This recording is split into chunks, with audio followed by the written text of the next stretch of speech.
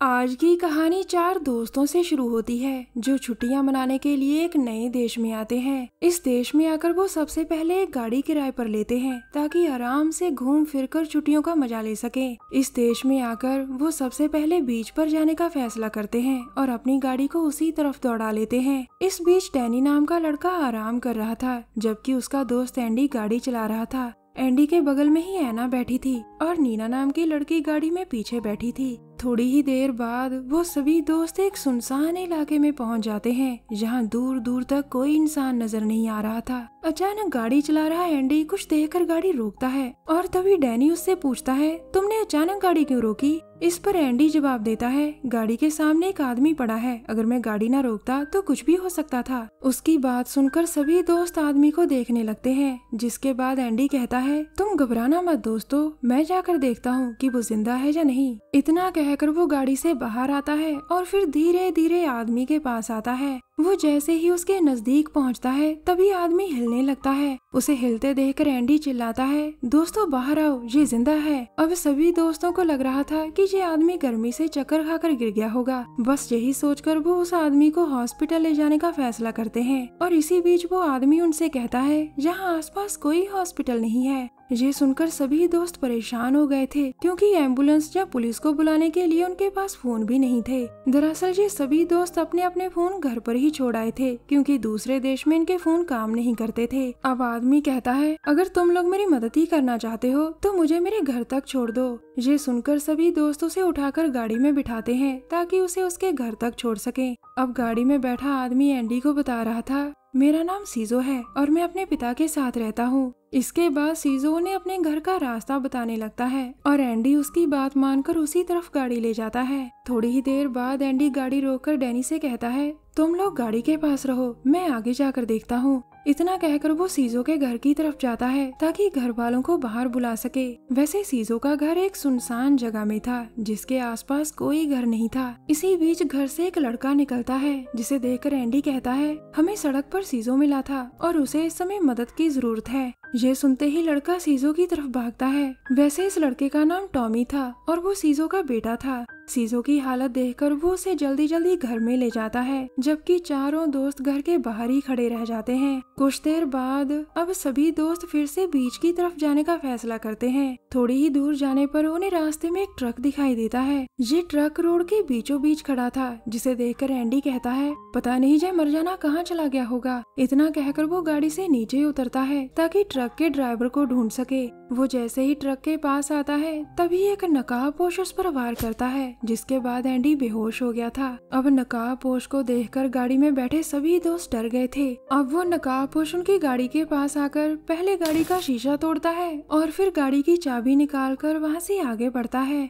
इसके बाद वो एंडी को उठाकर अपने ट्रक में ऐसे फेंकता है जैसे वो कोई जानवर हो। फिर वो चुपचाप वहां से चला जाता है। जिसके बाद डैनी ऐना से कहता है, हमें सीजो के घर जाना चाहिए और उससे मदद मांगनी चाहिए। हमने उसकी मदद की थी इसलिए वो भी हमारी जरूर मदद करेगा। इसके बाद वो तीनों सीजो के घर की तरफ दौड़ते हैं, लेकिन जैसे ही वो उसके घर के पास पहुंचते हैं तभी सीजो डैनी पर हमला करता है। उसी समय टॉमी ने भी नीना को दबोच लिया था जिसे देखकर ऐना भागने लगती है, मगर उसके सामने नकाबपोश आ गया था और वो एक ही झटके में उसे बेहोश कर देता है। कुछ देर बाद अब सबसे पहले ऐना को होश आता है जो इस समय पिंजरे में कैद थी। उसके दोस्त अभी भी बेहोश थे और वो भी पिंजरे में कैद थे। ऐना उन्हें उठाने की काफी कोशिशें करती है जिसके बाद नीना को तो होश आ गया था मगर डैनी अभी भी बेहोश था। अब दोनों लड़कियां किसी तरह पिंजरे से बाहर निकलने की कोशिश कर रही थीं कि तभी वहां सीजो और टॉमी आ जाते हैं। सीजो लड़कियों से कहता है, मेरे पिता तुम लोगों को देखना चाहते हैं, अगर तुम लोगों ने उनके सामने चीखने चिल्लाने की कोशिश की तो मैं तुम लोगों को उसी समय मार दूंगा। इसके बाद सीजो का पिता अंदर आता है और वो उन दोनों लड़कियों को देखकर कहता है, इनके अच्छे पैसे मिलेंगे। इतना कहकर वो जाने लगता है और जाते जाते सीजो से कहता है, इन्हें अपने बड़े बेटे टीटो के हवाले कर दो सीजो।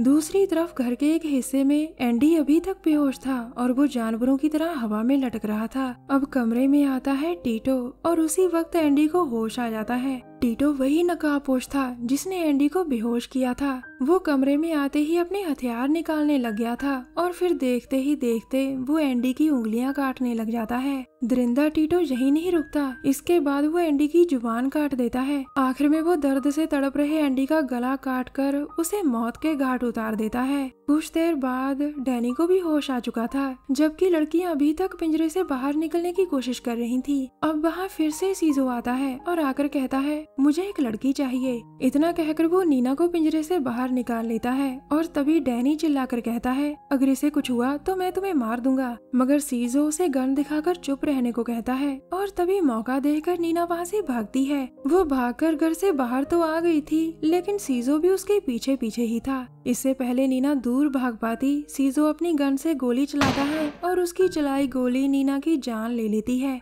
थोड़ी ही देर में सीजो और टीटो कैदियों के पास आते हैं और इस बार वो एना को लेने आए थे। उन्हें देखकर डैनी उन दोनों को गालियां देने लग जाता है और उसकी गालियां सुनकर दोनों दरिंदों को इतना गुस्सा आता है कि वो उसे पिंजरे से बाहर निकाल लेते हैं। अब शुरू होता है दरिंदगी का खेल। सीजो पहले डैनी को काफी मारता है और जब वो मार खा खा कर अधमरा सा हो जाता है तो उसे एक लकड़ी के बोर्ड पर लिटा दिया जाता है। अब सीजो बड़े बड़े कील डैनी की बाजू में ठोकने लग गया था और डैनी दर्द के मारे गला फाड़ कर चिल्ला रहा था। दोनों दरिंदे उसे तब तक टॉर्चर करते हैं जब तक वो बेहोश नहीं हो गया था। कुछ देर बाद रात को अब सीजो एना को पकड़कर एक कमरे में लाकर कहता है टीटो इसके हाथ पैर बांध दो। ये सुनते ही टीटो एना के हाथ पैर बांध देता है और फिर वो दोनों वहाँ से चले जाते हैं। उनके जाने से पहले टॉमी वहाँ आ गया था और अब उसके सामने सिर्फ एना थी। अब वो एना से जबरदस्ती करने की कोशिश करता है और इसी बीच एना के हाथ में एक लैंप लग गया था। वो उसे उठाकर टॉमी के सिर पर दे मारती है, जिसके बाद टॉमी बेड से नीचे गिर गया था। टॉमी की हरकत से एना के अंदर इतना गुस्सा भर गया था कि वो टॉमी पर तब तक वार करती है जब तक वो मर नहीं गया था। टॉमी की मौत के बाद वो धीरे धीरे कमरे से बाहर निकलती है, जबकि इसी दौरान घर के सभी लोग सो रहे थे।